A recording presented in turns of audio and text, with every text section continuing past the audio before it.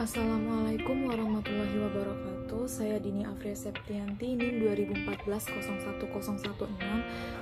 Saya dari Prodi Manajemen semester 6 Fakultas Ekonomi.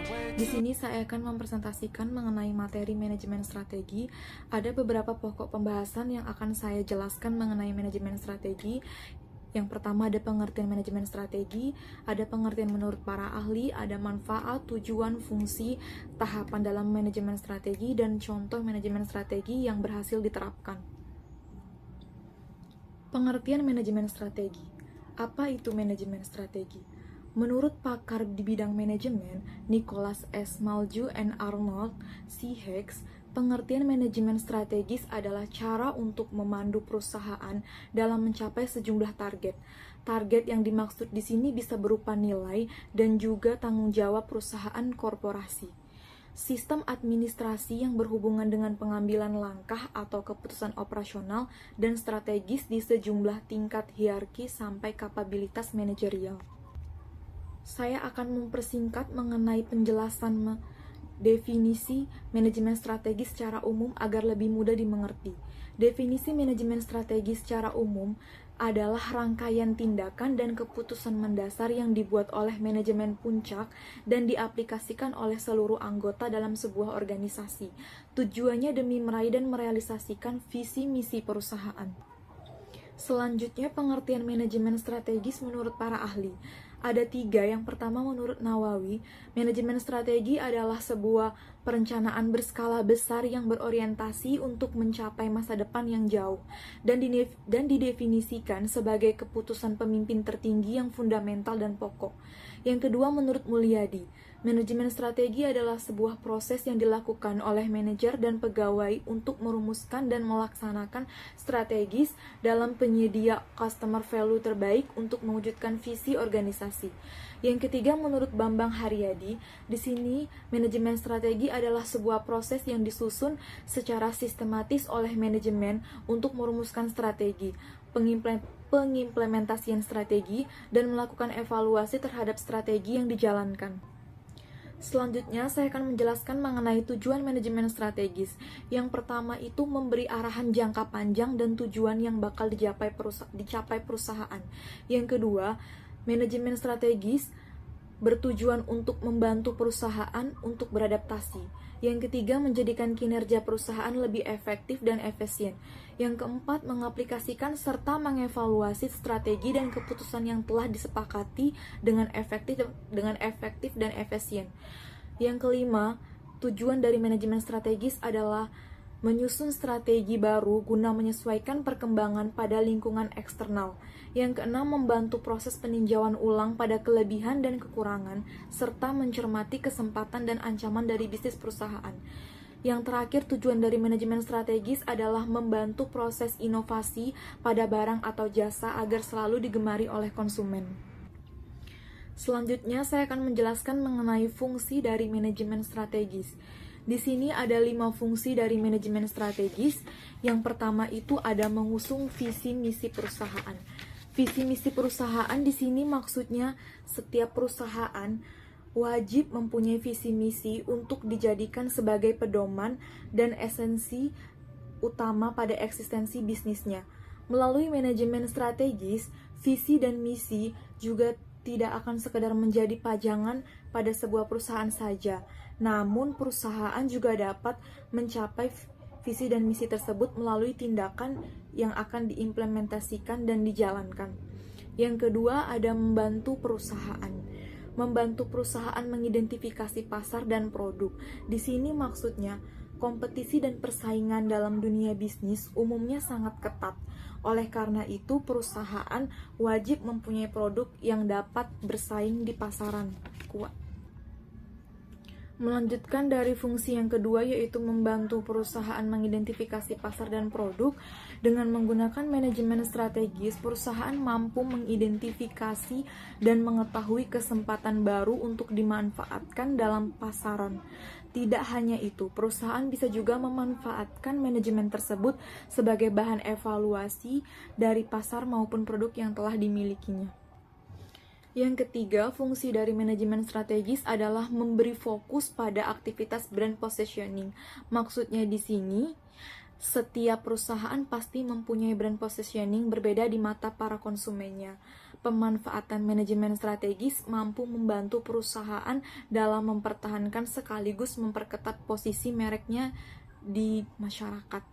Hal tersebut dapat tercapai akibat strategi yang bagus yang dipakai dalam posisi atau citra dari merek perusahaan.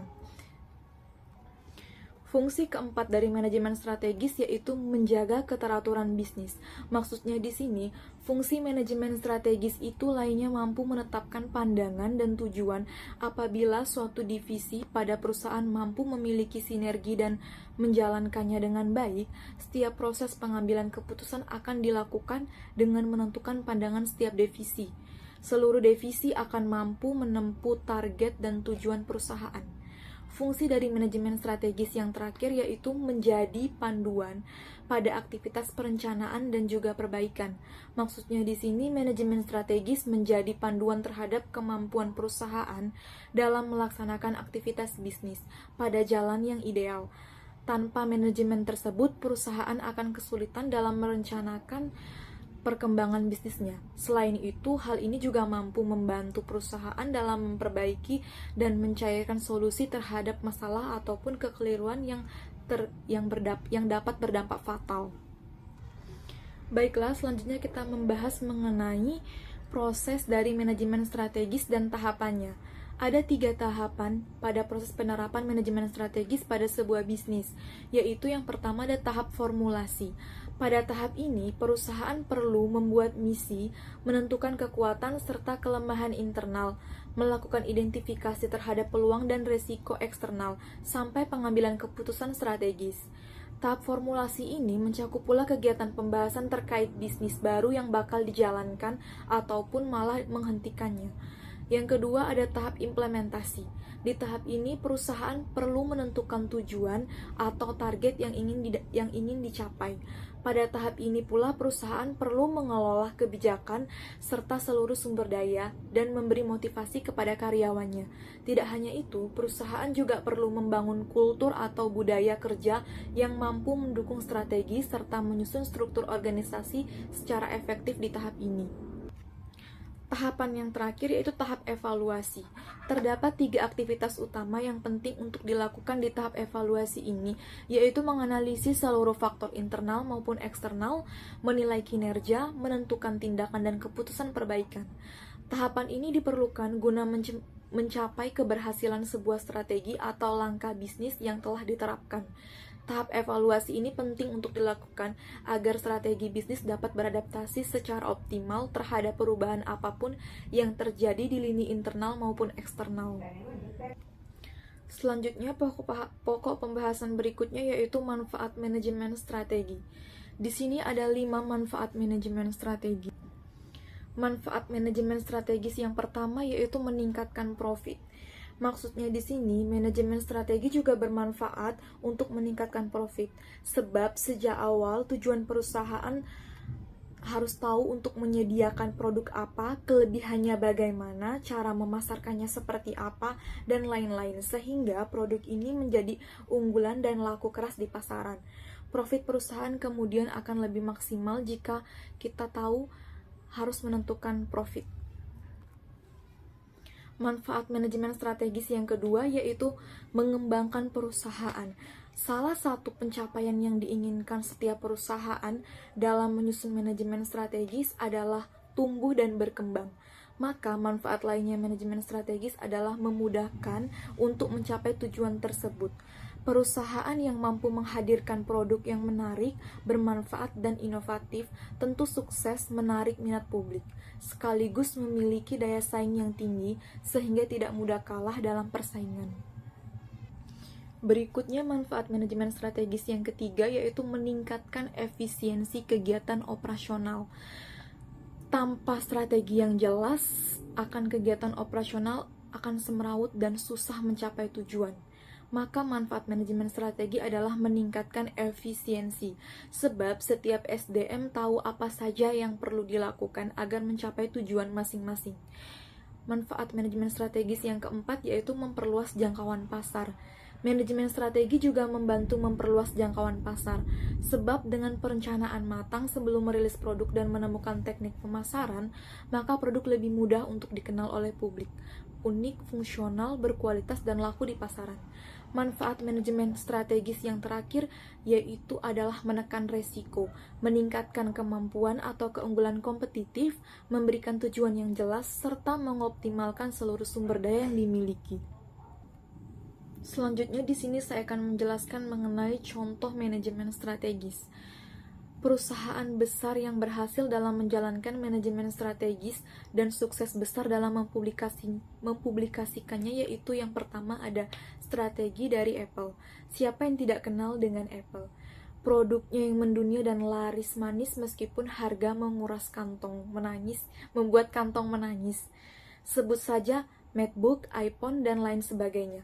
Apple dikenal punya harga tinggi, namun memberi kualitas, kemewahan, dan suguhan lain yang sepadan. Fokus pada kualitas bukan menjadi manajemen strategis yang dijalankan Apple sejak pertama kali berdiri. Inovasi kemudian juga terus dilakukan untuk menghadirkan produk baru dan menciptakan tren terkini. Strategi ini sukses membawa Apple sebagai produk impian semua orang meskipun harganya yang lumayan. Contoh perusahaan kedua yang berhasil dengan strateginya yaitu adalah perusahaan Xiaomi atau strategi dari Xiaomi. Xiaomi juga memiliki manajemen strategis yang cerdas. Kali pertama didirikan 6 April 2010 di Cina, menghadirkan software berbasis Android. Xiaomi kemudian menjadi pelopor penyedia smartphone harga miring dengan spesifikasi tinggi. Di vendor lain seperti Samsung dan LG menawarkan harga 2 jutaan. Xiaomi saat merilis smartphone pertamanya di tahun 2010 sampai 2014 menyuguhkan spesifikasi serupa dengan harga hanya 1 jutaan. Produknya sendiri dipasarkan secara unik. Proses rilis dilakukan dengan teknik flash sale lewat marketplace, sehingga konsumen bisa mendapatkan harga lebih murah untuk produk yang dijamin original. Itulah beberapa pokok pembahasan mengenai manajemen strategis. Kesimpulan yang dapat diambil dari materi yang saya jelaskan, manajemen strategis menjadi hal penting untuk mempersiapkan perusahaan yang terus tumbuh dan berkembang. Ada banyak tahap perlu dilewati dan tentunya kadang tidak berjalan sesuai rencana.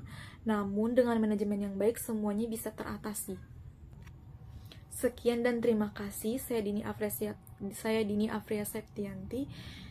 Kurang dan lebihnya, saya mohon maaf. Saya akhiri, wassalamualaikum warahmatullahi wabarakatuh.